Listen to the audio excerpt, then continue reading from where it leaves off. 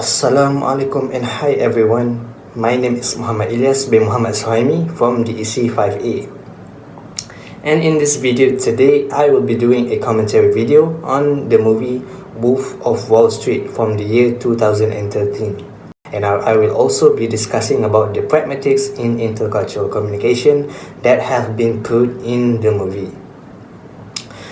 The Wolf of Wall Street movie have been cast by a lot of famous actors, and one of them is the well-known Leonardo DiCaprio, as he is the main character in the movie. And if you might know, he stars as Jordan Belfort, and not to mention this is based on the true story of the name itself, Jordan Belfort. He started from his rise to a wealthy stockbroker, living the high life to his fall involving crime, corruption, and the federal government. Spoiler alert, I'll just talk about the synopsis first. And in the early 1990s, Jordan Belfort teamed with his partner, Donny Azoff, and started being a broker in the firm Stratton Oakmont.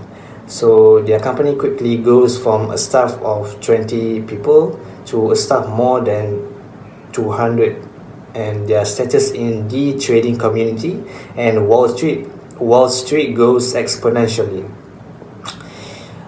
They go so fast that a lot of companies file their initial public offerings to them, as their status goes faster and the amount of substances that they abuse of the peoples, and so do their lies. They draw attention like no other, throwing lavish parties to their staff whenever they hit the jackpot on high trades, which means they always hit the jackpot usually when they hit on stupid people. That ultimately leads to Belfort featured on the cover of Forbes magazine, being called the Wolf of Wall Street. And not to mention, the FBI are onto Belfort's trading schemes. How could he able to maintain his wealth and luxurious lifestyles? Please watch the movie and enjoy it. It's not like I cared about the 50 grand anyway. I was making that much almost every day through one rat hole or another. Now, a rat hole is a friend, like Brad here, who held stock in his name from me. You're supposed to be, huh? Jack Nickel Jew. Okay, so from that first scene, it shows that Donny Azoff doesn't understand what the Latina man is speaking to him. This, as a result, put him into a very awkward position where he had to rethink what he said just to get a gist of the understanding.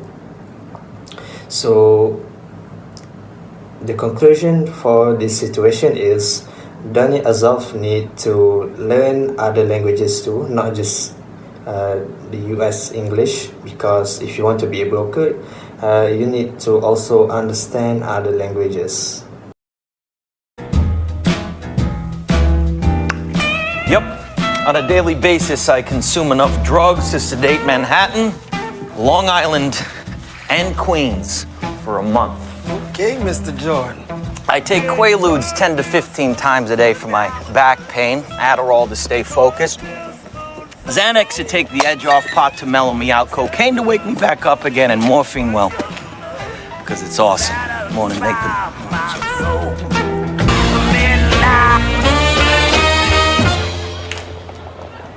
You are lower than pond scum.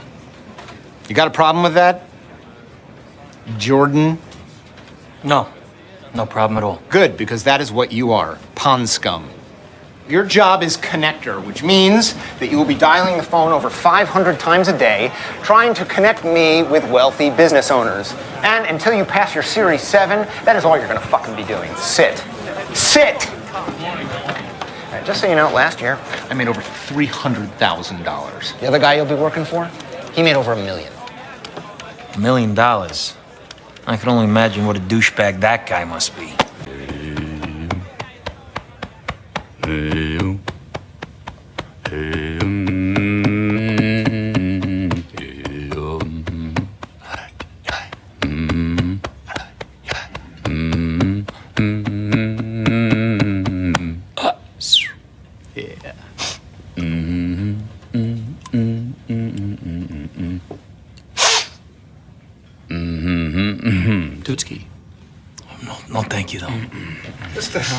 can I bring for you on this glorious afternoon? Well, Hector, here's the game plan. So for the second half of the scene where Jordan Belfort Sr.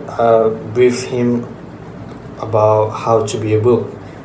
This is where he is first starting to make some money at that time before he made his own company. During that moment, the senior is very hot-headed person, and he just wanted to express his emotions towards Leonardo DiCaprio, which is anger emotions, which leads him to awkwardness and doesn't know what to say to him. So by that point, and according to Arlene Kunsich in 2022, she stated that when you are in this awkward position, you must learn to cope with awkward conversations by planning ahead, brushing up on your social skills, and then you are good to go. So for the third half of the scene in the video,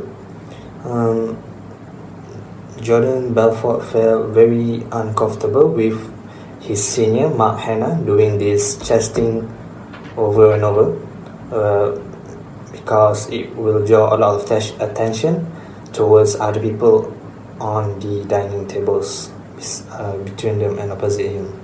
So this, as a result, makes Jordan feel very unpleasant towards Mark Hanna's behavior, and he also showed a worried face, and you can tell that he's very worried what other people may give any perception towards him.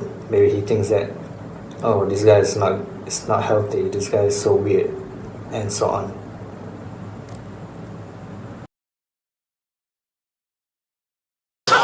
So you listen to me and you listen well. Are you behind on your credit card bills? Good, pick up the phone and start dialing. Is your landlord ready to evict you? Good, pick up the phone and start dialing. Does your girlfriend think you're a fucking worthless loser? Good, pick up the phone and start dialing. I want you to deal with your problems by becoming rich.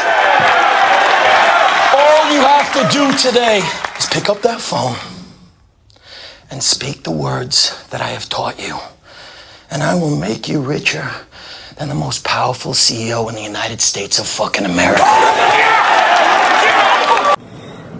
So for the final scene that I picked from the movie, it shows that in that situation, Leonardo DiCaprio gives a direct discussion toward his co-workers to make a cooperative problem solving, because at that time the co-workers come in order to make money, of course, and that leads to the value of a leadership himself, that he stresses mutually and gives satisfactory outcomes to his workers. Just like in the video, he said that, oh, if you want to get money, you want to pay your bills, you want to pay your rent house, your mortgages, all you do is do what he says, do what Leonardo says, and then you'll make a lot of money. Simple as that. So yeah, I think that's all for me. Thank you for watching this video. Have a nice day.